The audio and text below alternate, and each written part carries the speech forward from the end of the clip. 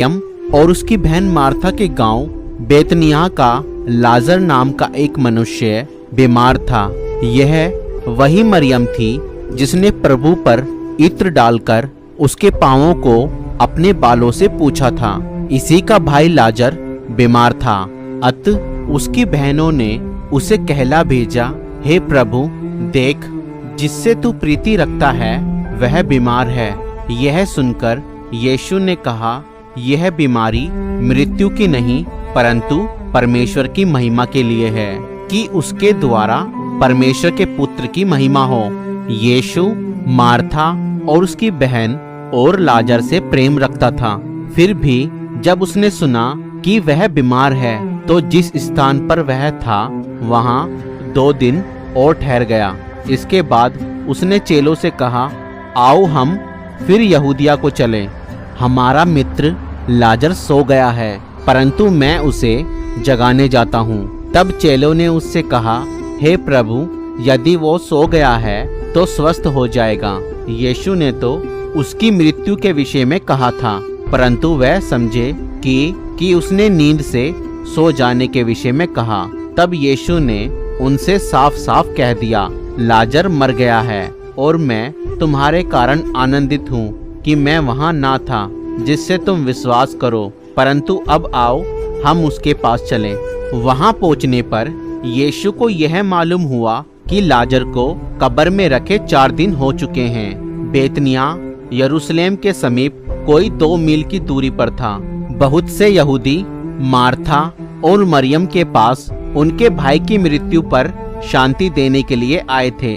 जब मार्था ने यीशु के आने का समाचार सुना तो उससे भेंट करने को गई, परंतु मरियम घर में बैठी रही।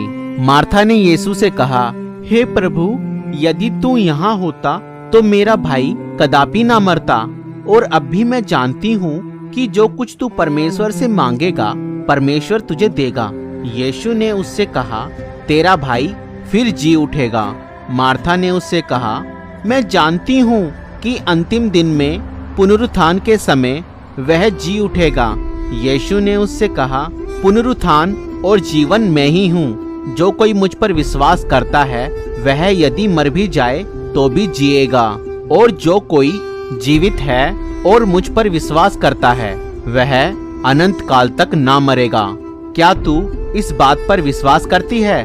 उसने उससे कहा, हाँ हे प्रभु, मैं विश्वास करती हूँ कि परमेश्वर का पुत्र मसीह जो जगत में आने वाला था वह तू ही है। यह कहकर वह चली गई और अपनी बहन मरियम को बुलाकर चुपके से कहा, गुरु यहीं है और तुझे बुलाता है। यह सुनते ही वह तुरंत उठकर उसके पास आई। यीशु अभी गांव में नहीं पहुंचा था, परंतु उसी स्थान में था जहां मार्था ने उससे भेंट की थी। तब जो यहूदी उसके साथ घर में थे और उसे शांति दे रहे थे, यह देखकर कि मरियम तुरंत उठ के बाहर गई है, यह समझे कि वह कब्र पर रोने को जाती है, तो उसके पीछे हो लिए। जब मरियम वहां पहुंची जहां यीशु था तो उसे देखते ही उसके पांवों पर गिर पड़ी और कहा, हे प्रभु, यदि तू यहाँ होता तो मेरा भाई ना मरता। जब यीशु ने उसको और उन यहूदियों को जो उसके साथ आए थे रोते हुए देखा तो आत्मा में बहुत ही उदास और व्याकुल हुआ और कहा, तुमने उसे कहाँ रखा है? उन्होंने उससे कहा, हे प्रभु, चलकर देख ले। यीशु रोया। तब यहूदी कहने लगे, देखो वह उससे कितना प्रेम रखता था। परंतु उनमें से कुछ ने कहा, क्या यह जिसने अंधे की आंखें खोली यह भी ना कर सका कि यह मनुष्य ना मरता? यीशु मन में फिर बहुत ही उदास होकर कब्र पर आया। वह एक गुफा थी और एक पत्थर उस पर रखा था। यीशु ने कहा, पत्थर हटाओ। उस मरे हुए की बहन मार्था उससे कहने लगी, हे प्रभु, उसमें से दुर्गंध आती है क्योंकि उसे मरे 4 दिन हो चुके हैं।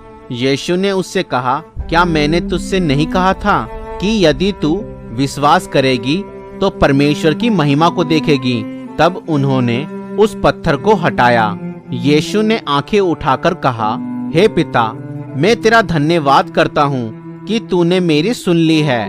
मैं जानता था कि तू सदा मेरी सुनता है, परंतु जो भीड़ आसपास खड़ी है इनके कारण मैंने यह कहा, जिससे कि वह विश्वास करे कि तूने मुझे भेजा है। यह कहकर उसने बड़े शब्द से पुकारा, हे लाजर निकल आ। जो मर गया था वह कफन से हाथ पांव बंधे हुए निकल आया और उसका मुंह अंगोछे से लिपटा हुआ था। यीशु ने उनसे कहा, उसे खोल दो और जाने दो।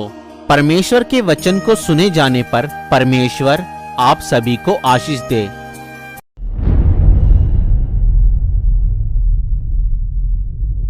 तो दोस्तों, अगर आपको ये वीडियो पसंद आई तो इस वीडियो को लाइक करें, और अगर हमारे चैनल पर नए हैं तो हमारे चैनल को सब्सक्राइब करें। Thank you.